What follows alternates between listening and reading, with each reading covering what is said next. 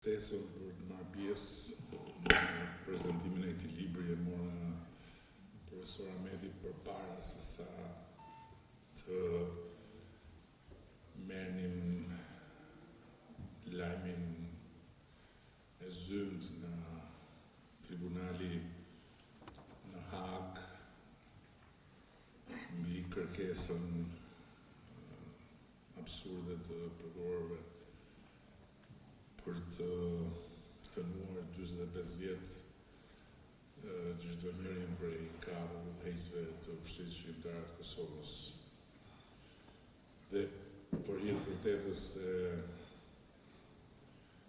pata vështirë që të mund të shkruaj një fjalë nga fillimi në fund, sepse përballë një situate të tillë, fjalët nuk janë as pak lehta për të gjetur, ndërkohë që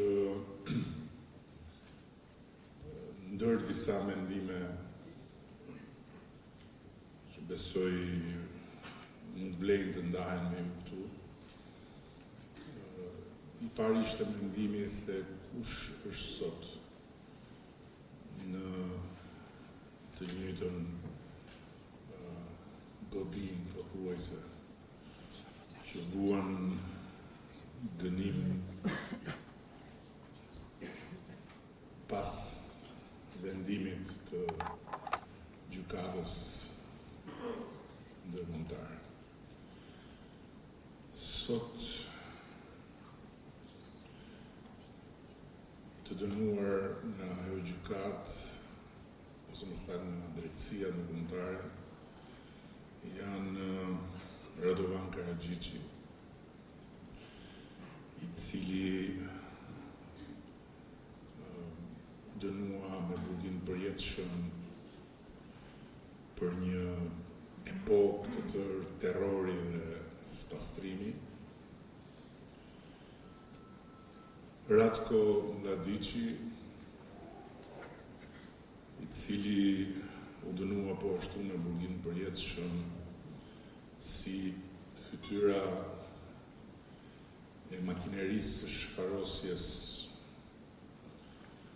dhe autori i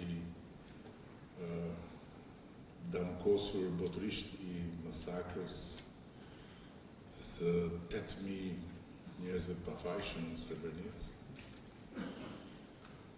Një farë Stanislav Galić, i cili u dënua po ashtu me burgim përjetshëm për terrorin e snajperëve që shënjestruan fëmijë me gra, si të ishte një safari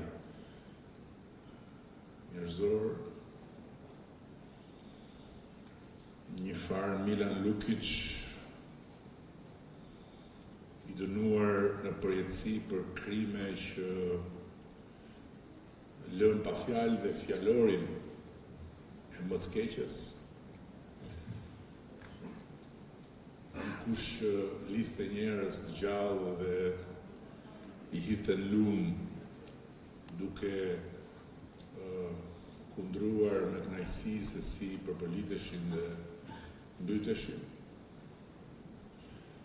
Dhe 3 autorë të tjerë përdhunimesh, vrasjesh, krimesh nga më makabret. Tani, sipas kërkesës së prokurorisë së tribunalit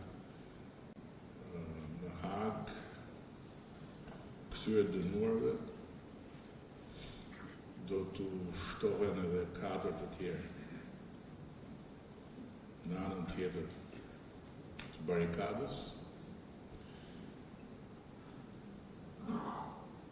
Ndërkohë që prokuroria nuk pati kapacitetin të provojë asgjë të ngjashme, sepse nuk ka asgjë të ngjashme në aktivitetin e 4 udhëheqësve të ushtrisë shqiptare të Kosovës.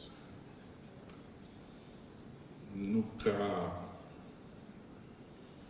asnjë lidhje aktiviteti i tyre dhe Ushtrisë Shqiptare të Kosovës me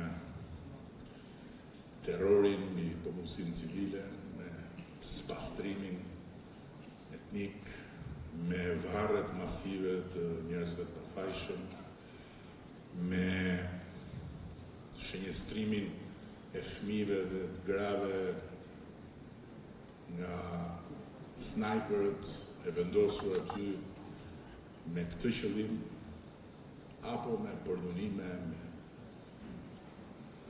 vrasje, me mbytje njerëzish në lumë. Asgjë. Ata 4 burra nuk u armatosën për të ndërtuar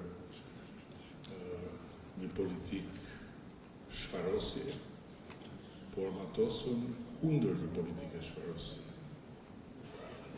Ata nuk u armatosën për të imponuar sundimin e tyre në një territor të huaj, por armatosën për të hequr qafe sundimin e të huajve në tokën e tyre.